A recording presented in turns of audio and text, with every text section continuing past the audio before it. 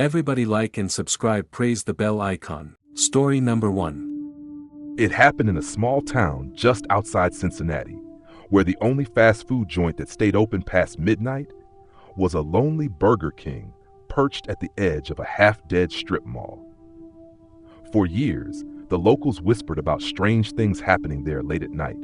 Lights flickering in the back kitchen, burgers mysteriously burning to a crisp without ever being touched by the grill, and customers claiming to hear voices whispering their names through the drive-thru speaker. But nobody ever took those stories seriously. Not until 2021. A college student named Darren had taken the graveyard shift to make ends meet. It was quiet work, cleaning, prepping, filling the occasional late-night order. But on the second week of his employment, he started noticing odd things. Every night at exactly 2:43 a.m., the grill would turn on by itself. The system was fully digital. There was no way it could fire up without being manually activated. At first, Darren assumed it was a glitch, so he'd shut it off and carry on. But the next night, same thing. 2:43 a.m. sharp, the burners would hiss to life and begin heating up, though no one was in the kitchen. Then came the order. It printed on the screen without a car ever pulling up. Whopper, no onion, chocolate shake, extra napkins, no payment, no car at the window, no sound. Just that order showing up at 2:45 a.m. Darren canceled it the first night, thinking it was a fluke. But the next night, it came again. Same time, same exact order. This time, just to shake off the creepiness, he made the food and left it at the window. Nothing happened. But when he came back a few minutes later to throw it out, the bag was gone. He told his manager, who laughed it off, saying maybe some vagrant was messing with him. But when Darren checked the security footage, things got worse. The cameras had a glitchy blind spot aimed directly at the drive-thru window, but you could see the order screen light up and the food being placed in the bag, and then frame skipping. Then the bag gone. No car ever appeared. No person walked up. Just nothing. It didn't stop. Every night, 2:43 a.m., grill lights. 2:45 a.m., phantom order. And worse, Darren started hearing voices. They weren't loud, but they were persistent. Whispers through the drive-thru headset, even when the mic was turned off. Sometimes it sounded like crying. Sometimes it sounded like something chewing. The voices knew his name. They'd whisper, "Darren, no onions, right?" One night, he stayed after his shift with a friend from school, Tony, determined to get proof. Tony brought his own camcorder, and they waited.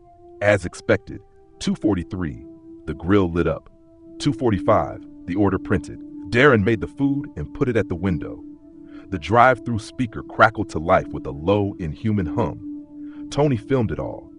But when he pointed the camera at the window, the lens began to fog. Not like from heat, like something oily and black was crawling across it from the inside. The footage caught something horrific. One frame, just one, showed what looked like a long, pale hand sliding across the outside of the drive-thru window. Not human. Fingers too long. Skin like wax. Then the footage corrupted. The camcorder shut down. Tony left and never came back. Darren quit that night, but he still gets emails. Once a year, on the anniversary of his last shift, he gets a message from a dummy address. No text, just an image attachment. It's always a blurry shot of the Burger King at night. One frame has Darren's face staring out through the window from inside, even though he hasn't set foot there in years. They tore that Burger King down in 2023, but the land is still vacant, overgrown, and at exactly 2:45 a.m. if you drive by, your radio might cut out, and if you listen closely, you might hear the speaker whisper your name. Story number 2. This one took place in a small coastal town, a quiet place where people didn't lock their doors, and the biggest worry on a summer evening was whether or not the surf was good. But things started changing when a new family moved in, the kind of people who kept to themselves, never socialized, and didn't even seem to unpack much. The house they moved into was strange, too. It had been vacant for years and had a history of things not quite feeling right. No one really talked about it, but the rumors had always been there. Neighbors swore they saw shadows moving behind the windows, and some of the older folk would whisper that the house had been cursed. The family had 2 children, a boy named Dylan and his younger sister, Sophie.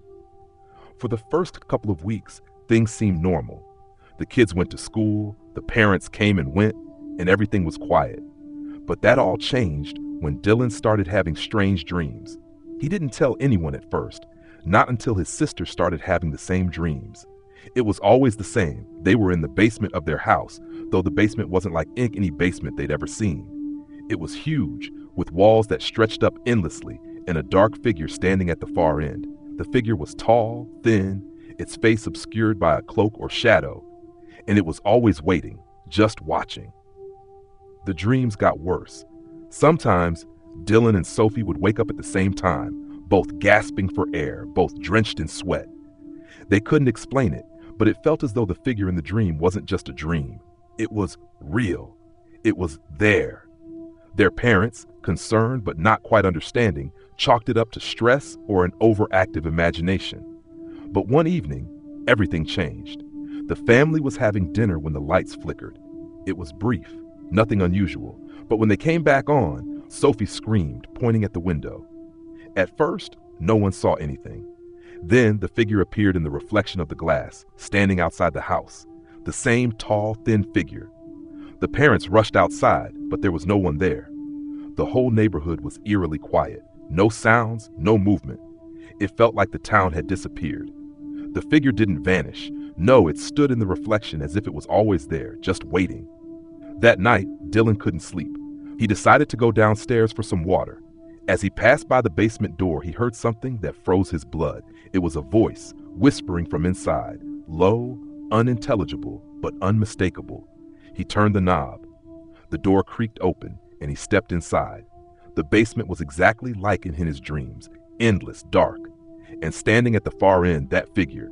But this time it wasn't waiting. It was moving toward him. He ran back upstairs, his heart pounding in his chest. He grabbed Sophie, and together they tried to wake their parents. But their mom and dad were already gone. The bed was empty. Their parents had vanished. Panicked, the kids ran to the front door. But when they opened it, they found themselves back in the basement, trapped, with no way out. They screamed, but no sound came out. The basement stretched on forever. The figure approached, its face still hidden, until it was right in front of them. Then it spoke, its voice harsh, like something scraping metal. "You're not supposed to be here." Dylan and Sophie woke up in their beds the next morning. Everything was normal again, or so it seemed. They rushed downstairs to find their parents, but no one was there. The house was empty. Weeks passed. Neighbors said they hadn't seen anyone at the house. But sometimes late at night, people walking by swore they saw lights flicker in the windows, and the occasional hiker, too curious for their own good, would wander too close to the house. The ones that came back would always say the same thing: "I saw something behind the glass." The house still stands, abandoned and decaying. And if you're ever out on that road at night, alone, you might catch a glimpse through the cracked windows, just a shadow, standing in the corner of the basement. Story number 3. There was a small, run-down inn deep in the heart of a remote mountain range, barely visible from the main road. It had once been a place where travelers stopped for the night, but the inn had been abandoned for over a decade. The locals said it was cursed, but the stories were all vague, just whispers, things that no one ever dared confirm. But that all changed when a group of friends, desperate for a weekend getaway, decided to rent out the inn for a night. The group of 4, Matt, Lisa, Ryan, and Sophie, had no idea what they were getting into. They were college students, seeking adventure. They arrived on a Friday evening, the sun just dipping below the horizon. The inn was isolated, with only the sound of the wind rustling through the trees to keep them company. The old wooden building was covered in creeping vines, and the shutters hung loosely from the windows, creaking in the breeze. Inside, the inn felt stale, as if it had been frozen in time. The furniture was old and covered in thick layers of dust. The walls were adorned with strange paintings, portraits of people with vacant eyes, their gazes following the group as they wandered through the rooms. An unsettling feeling gnawed at them, but they brushed it off as just the atmosphere of the place. After all, it was an old, abandoned inn. It was bound to have its quirks. The group settled in, unpacking their bags and lighting a fire in the hearth. They laughed, cracked open a few beers, and tried to enjoy their weekend. But as night fell, the air grew heavier. The wind outside howled, rattling the windows. The power flickered twice before going completely out. The friends lit candles, but the flickering flames only seemed to add to the oppressive atmosphere. They sat in the living room, talking and trying to ignore the creeping sense of unease. That's when they heard it, a door creaking open. It came from upstairs. At first, they thought it was just the house settling, but the sound persisted, slow and deliberate. Then came the footsteps, heavy, dragging steps. Someone or something was walking through the halls above them. The group froze, exchanging nervous glances. No one else was supposed to be there. No one had seen another car on the road when they arrived. Ryan, the most adventurous of the group, volunteered to go upstairs and check it out. The others begged him to stay, but he was already heading toward the staircase. As he reached the top of the stairs, he saw something, a figure standing in the hallway, just beyond the reach of the candlelight. It was a person, or at least it looked like one. But something was horribly wrong. The figure was unnaturally tall, its skin pale and stretched tight over its bones. Its arms were too long, reaching down to its knees, and its face was a blur, as if it had been smeared out of focus. Ryan froze, unable to look away. The figure didn't move. It just stood there, its head cocked slightly, as if studying him. Then in the silence it spoke. "Help me," it rasped. Ryan's heart pounded. He backed away slowly, but before he could turn, the figure whispered again, this time louder, more desperate. "Please, help me." The floor creaked behind him. Ryan spun around, but there was no one there. Just the empty hallway, stretching out endlessly in the dim light. The figure had disappeared.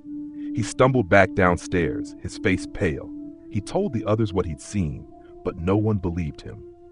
They all laughed nervously, trying to brush it off as their imaginations playing tricks on them. But the air had changed. The room felt colder. The wind howled louder, almost as if it were screaming. The night dragged on in a thick, uneasy silence. Every now and then, they'd hear a faint knock on the door, soft at first, then louder, more insistent. Lisa, the most curious of the group, opened the door at one point, but no one was there. Only the cold mountain air swirling in the darkness. As the hours passed, the group grew increasingly uncomfortable.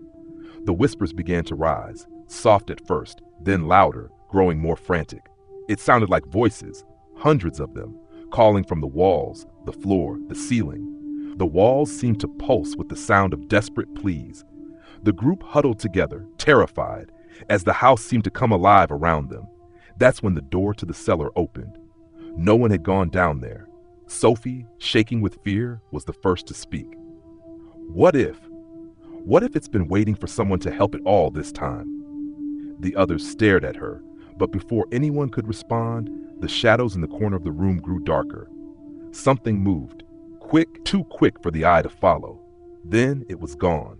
The whispers grew louder, maddened now, like voices of the long dead trapped in the walls. The figure from the hallway appeared again, this time closer, just a few feet away. Its face, still a blur, now pressed against the glass of the window, staring in. And then, the door to the cellar slammed shut. The next morning, the group left. They didn't speak of what happened, and when they drove past the inn, it was still there, silent, empty, as if nothing had ever occurred. But those who return to the mountains still tell the same tale. The inn, they say, is cursed, and if you listen closely when the wind blows just right, you might hear the whispers calling from inside, and if you're unlucky, you might just feel the cold breath of that tall, shadowy figure pressing against your back. Story number 4. This story is set in a seemingly peaceful suburban neighborhood, a place where the houses were perfectly manicured, the lawns immaculately kept, and the streets always calm. But there was one house that stood out from the rest, an old, dilapidated mansion at the end of the street. It had been vacant for years, with ivy creeping up its crumbling walls and windows boarded up as if trying to shut out the world. No one knew much about it, other than the stories whispered by the older residents about a tragic fire that had consumed it decades ago, claiming the lives of a family who lived there. People had long forgotten about the house until one fateful evening when a new family moved in. They were young, with a baby girl named Emma, and they seemed eager to restore the old mansion. They kept to themselves, never engaging much with the neighbors, and within weeks, the house started looking better. The weeds were cleared, The boards were replaced, and fresh paint began to cover the rotting wood. Yet, there was still something strange about the place, a feeling that seemed to linger, even in the midst of its rejuvenation. At first, everything seemed fine. The family would be seen tending to their garden or going for walks with little Emma. But as the days went on, the neighbors began to notice odd things. Sometimes at night, there would be faint sounds coming from the house, scraping noises, like something was being dragged across the floor. Other times, the lights would flicker, casting strange shadows across the front yard. One night, Mrs. Jenkins, who lived next door, swore she saw a figure standing in one of the upstairs windows. It was only there for a second, but the face was so twisted and grotesque that she couldn't shake the image from her mind. She told her husband, but he dismissed it as her imagination running wild. Then came the first incident that shook the entire neighborhood. It was a quiet Saturday afternoon when the scream came. It was so loud, so full of terror, that it could be heard from 3 houses down. Mrs. Jenkins rushed over to the mansion, knocking frantically on the door. When no one answered, she pushed it open. Inside, the house was eerily silent. The air was thick, heavy with something cold and stale. She called out for the family, but there was no reply. As she wandered through the house, her footsteps echoing on the hardwood floors, she noticed something strange. There were fresh, muddy footprints leading from the kitchen to the living room. And there, in the middle of the room, was a single red balloon, swaying as if caught in an unseen breeze.